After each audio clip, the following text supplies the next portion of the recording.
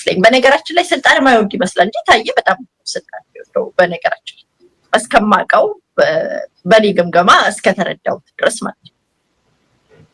እኔ ታዬ ይሄንን አሁን የሚናገረው ነገር በሙሉ ይሄን አሁን አማራን አጠፋለሁ አሉ ደነገጥኩ ይላል። ምን ይደነግጣል?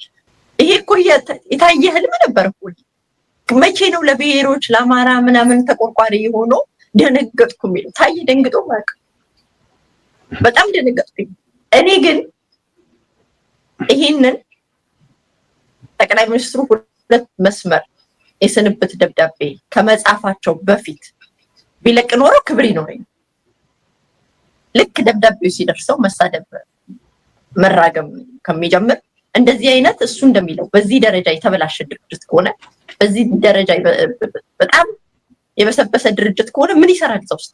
እሱን የመሰለ ሐቀኛ ሰው እንዴ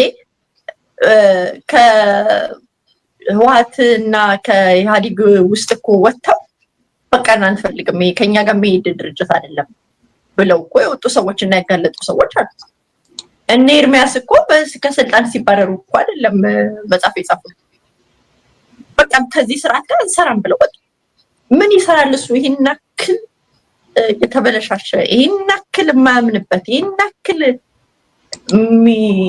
የሚራገምበት ድርጅት ውስጥ ጠቅላይ ሚኒስትሩ አንድ መስመር ስላገለገልክ እናመሰግናለን አሰናበቻለሁ እስከሚሉ ድረስ ለምን ይጠብቅ? ምን አይነት ሰው ነው ብለህ ታየን ገለጨው ብትለኝ ለምሳሌ ከተማ የገባ በሬ ነው የሚመስለኝ።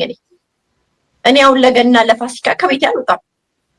በሬዎች ከተማ ላይ ስነዳ ዘለው ብዙ ጊዜ መኪናዬን መተውት ያውቃል። ሊያርዳቸው የሚወስዳቸው እየነዳቸው ሌላ ሰው ነው ዘሎ የሚጋጨው እኔ መኪና ላይ ነው። ታየን ከተማ እንደገባ በሬ ነው የምቆጥረው። ሁሉንም ነገር እየደረማመሰ የሚሄድ ሰው ማለት ነው። ሁሉም ነገር ላይ የሚያቦካ አስተያየት የሚሰጥ ሰው። ለዛ እንግዲህ ከዚህ በሬ ጋር እንደረቀም ብለው ተተው ይሆን አላውቅም። ብቻ መልስ ሲሰጡት አልነበረም። ታዬ ሐቀኛ ሰው ከነበረ ይሄን አይነት የተበላሸ ድርጅት ጥሎ መውጣት ነበረበት። ጥሎ ወጥቶ እውነት ለመናገር ጥሎ ቢወጣ በልቤ አድናቂው ነበር።